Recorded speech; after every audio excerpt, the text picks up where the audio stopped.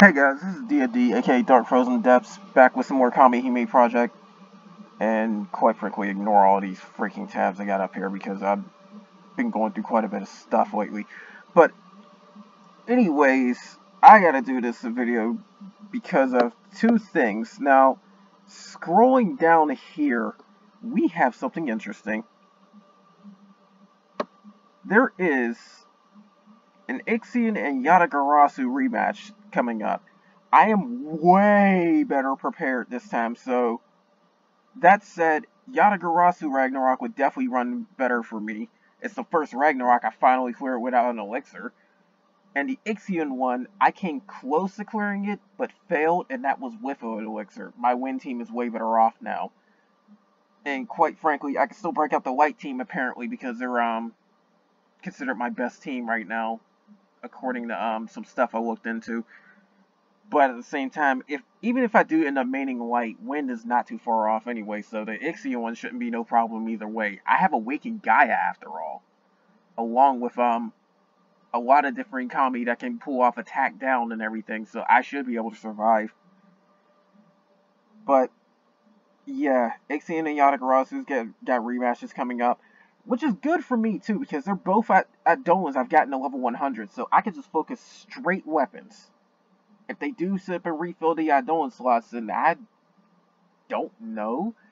It may be possible to get two Yatagarasu's in my case if that happens, because I could sip and have two methods of attack down if needed. Who knows? We'll see. Also, it even says the exchange for Hyugi is going to be gone after the month ends, so you gotta sip and make your trades if you haven't already.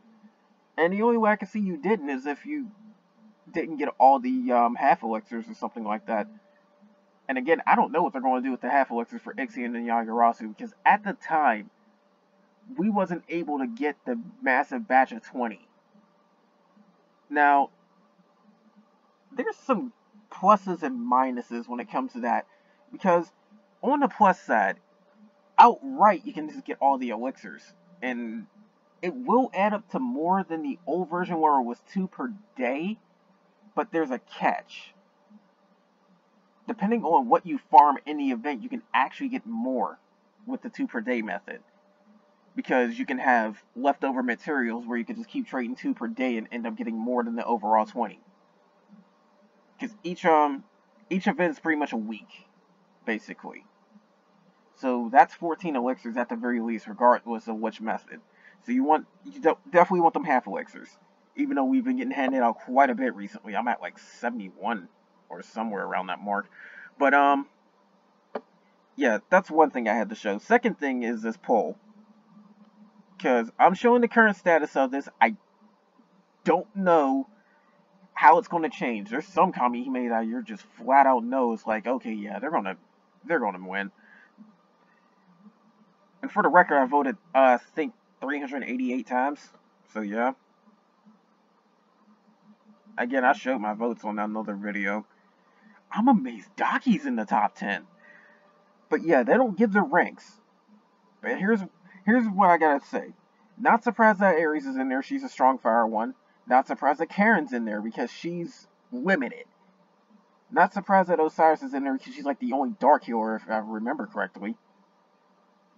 Daki up in the top 10. I'm surprised. People like the Fox Girl. Amaterasu, not surprised given her kit. Cthulhu, not surprised. Soul, not surprised. Satan, not sure if I would have put Satan over Gaia, but okay. But not surprised. But Gaia's still in the top 10 anyways. And Michael's in the top 10. Now, there's some that are close, like Susanoo's close, Eros is close.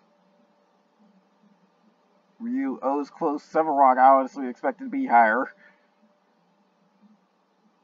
Aphrodite somewhere in the below the top 15. Metatron I expected to be a little bit higher. I honestly did. Hades, no. Uriel, not there. Shiva, not there. And then there's like others. Hostor I expected to be much higher because I'm hearing a lot about her. Titania as well. Raphael as well.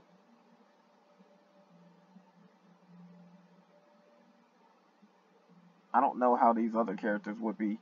I heard EA's pretty good when she gets awakened. So yeah. Now the SR marks, from what I heard, they have just the original versions of them, so not the altered versions like the limited ones. Like Brunhilde's got a beach time version. Nikke, of course, has an SSR version along with Amon. So yeah. But anyways, main characters is definitely a favorite. Not surprised. Amon's there though, Nikke's there, Brunhilde's there, of course that's obvious. I finally got her to level 65. Bastet's there. Not surprised with Bastet. When it comes to a dark team trying to get some offense, she can actually pump it out there. I don't know if there's better that can do it, but yeah. Diana's pretty good, not surprised. I'm surprised Bal's here. Not surprised about Nero, I'm not surprised about Artemis, because Artemis is actually a pretty good skill attacker. Beelzebub, not surprised. Gabrielle, not surprised. I'm surprised Belobog's not up there more. For an SR, she's pretty strong. Rami, I'm surprised, is not higher as well. Iblis, too, because she's a pretty good win one. Cronus is a good damage nuker. And this is just going by my personal opinion, just by SR rating. Tsukiyomi, I expect to be lower, honestly. If you want to be honest, the SR version of Tsukiyomi sucks. But the light one is amazing. Uranus, I expect to be up there a bit more. Balor can cover for Mordred to an extent, so I honestly expected her to be higher. Cybele I expected to be higher because she's got some very good stuff in her kit regardless. Nemesis is decent to me, but there could be better. I don't know about anybody else really. Uzume sucks. I expected her to be lower. Oberon, though, like Uzume's okay. Let me get this straight. Uzume's a decent buffer, but that's all she really got. So that's why I said she kind of sucks, because she got ability damage up and an attack power up, but other than that, it's like, I don't know. But again, that's my personal opinion. It might be different overall. Oberon, I definitely expect to be way higher. She's a strong debuffer. I suggest getting her for the win team, because she's more reasonable than getting the SSR, because that's the whole thing. You can still do quite good with just SR to replace the SSR, because not everybody's going to be able to grind out all these SSR, because you got to keep this in mind. Even me, as a paying player that paid a lot of money into this game already as is, I still don't have everybody. I'm missing a lot of key characters like Amaterasu. I don't have Satan. I don't have Michael. I don't have Cthulhu. It's like, it depends on what the gacha wants to do with you. It really does. But Belphegor's a good one too. I expect it to be higher. Freya's okay if you're focusing on one person. I don't know about the rest of them really, because some of them I forget. Lu Bu's okay. Like, when I started seeing her release, I confuse her for somebody else that's going to be in the second version of the Kamihime crossover. Now, the second version is where you get somebody that's extremely good, that's an SR. But the first one is not. The first one, you get some decent ones, though, because they're still useful. I did use Lu Bu as a filler until I got some more characters to really fit the spot. And then Aisha is one of my win buffers right now when I just go for a win team that's just going straight attack power. But Krampus is a good Mo gauge nuker. See, there's Aisha right there. Cupid's here. Agni's actually a decent fire buffer if I go all out attack. But I gotta work with what I got. Kikorihime's got some decent healing. Oceanus is a good raging nuker. Or well, I should say stun nuker, not raging, because she doesn't affect the raging meter really. But she can, because she's got an ability that's got a wide range of damage, but she can still hit pretty freaking hard. And as I said, it did beyond burst damage when I combined her stun attack boost with her ability. Like, she's got one that ups her ability damage. She's got an ability that does anywhere, I think, between 2 to 5 multiplier. And then she's got a massive attack spike when the enemy's stunned. So Whether you burst nuke or ability nuke with that, it's pretty strong. Heimhelder was a good buffer too, and she's limited for now. I say for now, because anybody we get from raid events, we'll be able to pull from later, hopefully. But, Triton, she's okay too. Nodens is okay too. I don't know about you. And then going to the R girls, Nurgle's, I don't know how to really explain Nurgle. She's got her perks and she doesn't at the same time. I don't know. Caspio, I'm not surprised. Like, that's stackable attack down. That is the only stackable attack down we have in the game. That is the one reason why I keep suggesting her. Now, granted, you might not get all the attack down stacks. And I heard that there's a hard cap of 50%, but if you do get all the stackable attack downs you can with Caspiel, she gets most of it right there, because that's 45%. It's going to wear out kind of quickly, but still. It's like you got to get those 3 turns off extremely quick in order to keep stacking it. But you should get at least a good 25 to 30% with her if you play your cards right. So that's why I say Caspiel is actually pretty strong. But Zerul, I don't really know what she does. A Pep, I'm surprised she's even here. Among the Dark R characters, she's actually one of the better ones, but she's got pretty much a self-sustain, and that's it. Maybe their value is more in their buffs and debuffs, but I don't know. Definitely the debuffs, because those come in handy. That's why I use Konohana in a Ragnarok fight, so I'm surprised she's not. Well, I don't know the actual ranks to give for the people in the top 10. They're all question marked. But she should be up there, top 5 at least. But Aurora I heard was pretty good. I don't know about Daphne. Oh yeah, Daphne had high stats. That's what Daphne got, SR stats, honestly. Astaroth, I'm surprised she's even here. Maybe because she can be a bit of a damage nuke. I would have picked Rerun over Astaroth, honestly. Zephyrus, I'm not surprised. Because she can be a healer for your win team, even though it's a small amount of healing. But her attack down is C-frame, I do believe. So that's what makes her pretty valuable. Not too many characters have C-frame debuffs. Nibirius is not too far off the mark. Because Nibirius' zombie is situational, but that's where it can help. Because we did have a few bosses where they will heal a crap ton of health. And Nibirius will sit up and turn that into damage. Now, when it comes to raid events, you don't get any participation points. But yeah, I'm amazed DK is not higher. She should be top 10 because she got some strong debuffs and stuff. I was using her for a long time until I got better light characters. I don't know about these two. Orpheus could be okay, but only for ability damage, if you ever need it. Mephistopheles I always felt was better than Astaroth, but I don't know, maybe that's just me.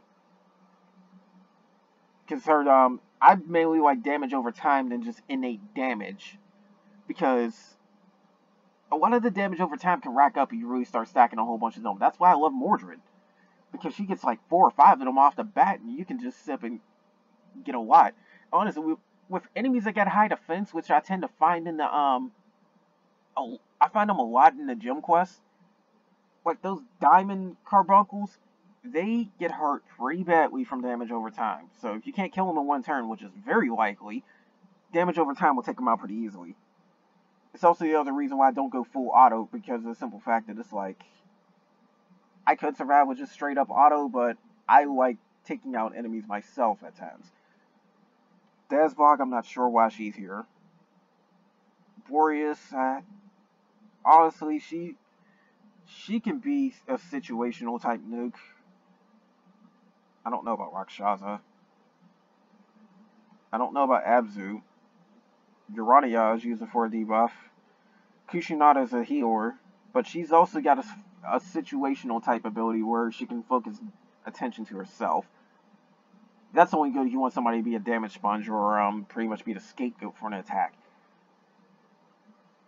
I heard about her, but I don't know why. I forgot why, honestly.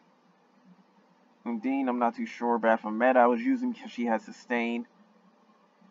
And a lot of these R I was using was because I started off early on. Now, when I got later, I, of course, replaced them. Because Ignis was the first R character I ever pulled, and I was using her for a long while.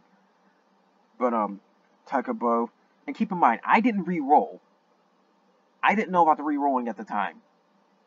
Like, I didn't, for some reason, I didn't factor it in, but I'm far too into it now in order to really do anything, because I easily would have re-rolled for Soul if I knew about it. Soul broke the game pretty early on, and she's just going to break it more later. I heard you had something good. She's actually good for a mode gauge reduction. She's got that 5-turn reflect I was surprised about before. I don't remember about Otohime. I wanted her because she was cute. And Nana, I'm not sure. Not sure about Hestia either. Scold's got Snatch, so I'm surprised she's not a little higher. I can't call her top 10 worthy, but probably top 20. Indra's self-healing. Puck's got some situational stuff that can help out too. I'm amazed she's not higher. Maybe it's because people don't really care about R too much. Because at the end of the day, you can still get a decent handful of SR before you get the SSR. So even free players should have a lot of SR if you really like grind out jewels and go for gacha and stuff. But Aspara, not too sure. Xerxes, I don't know about her either. But yeah, that's the whole thing with these that's why I took the time to do this video, just to show the current standings for this. Because of course they're going to shift. Some people are I even heard, are saving up their ballot tickets until the last minute, so that could possibly affect things too. But I've been grinding these out a little bit. I've got 388. I'm not even in too much of a rush because of the simple fact that just farming the EXP quest got me to, oh, I got 381, not 388. Either way, just farming the EXP quests got me a lot of this, so. And then I'm also farming raids for materials. I'm in the process of trying to get some breaking limit materials for Diana and Uranus. So yeah, that's like, it's not too hard to get a lot of this stuff. It really isn't. They give us a huge time period too, I think till the 4th. So we got weeks. We got almost a month actually. So that said, you got a long time to grind all this stuff out. I'm getting flooded with so many gacha tickets. By the time, when the flood stops, I'll probably do a pool video with all those gacha tickets. I'm saving the magic jewels though, because I get the feeling Cybel's on her way soon. Who knows? She might even be in the next batch, given that we got an Ixion rerun. So, who knows? Who knows? Besides, there's still magic jewels I haven't even gotten. I just seen 200 magic jewels. I still haven't got the Dragon shards. There's another 200, so that's 400. I'm gonna literally just sit back and count.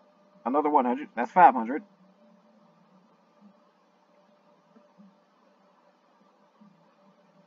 Yeah, another 300. I'm missing 800 magic jewels just from this. You see how many jewels I'm sitting at right now? I had about 500 or so before all these events just came out of nowhere and started handing them and handing them and handing them. Logins started handing them, because there's still a bunch of them from the logins I didn't get yet. I think my next one's 300 magic jewels for the next login. But, and then there's 6 gacha tickets at some point too. But that's the thing, it's like they're feeding us so much stuff, and it's such a good time to actually play this game. Especially if you're a new player, because it can give you a massive jump. Like, to be quite honest, if you were a new player, I would suggest honestly creating multiple accounts, build up all these magic jewels, and then on each account just set up a roll gacha and see what you pull. You should be able to, if you do your re-rolling correctly and get it right, and hopefully have some luck too, you could probably come out with 3-4 SRs. So yeah. I've seen somebody sit up and do a reroll with thing where they got 3 Kamihime weapons in one go. So yeah. But that's all I gotta say about that one. But like I said, Ixion and Yatagarasu is rerunning. I've done videos on them already, so just go dig them up. Other people have done so as well. I'm going to do new Ragnarok fights for both of those. Because I know I can clear Yatagarasu, and I'm probably more than able to clear Ixion. Awakened Gaia should shut her down pretty easily. But, yeah, that's the whole thing with that.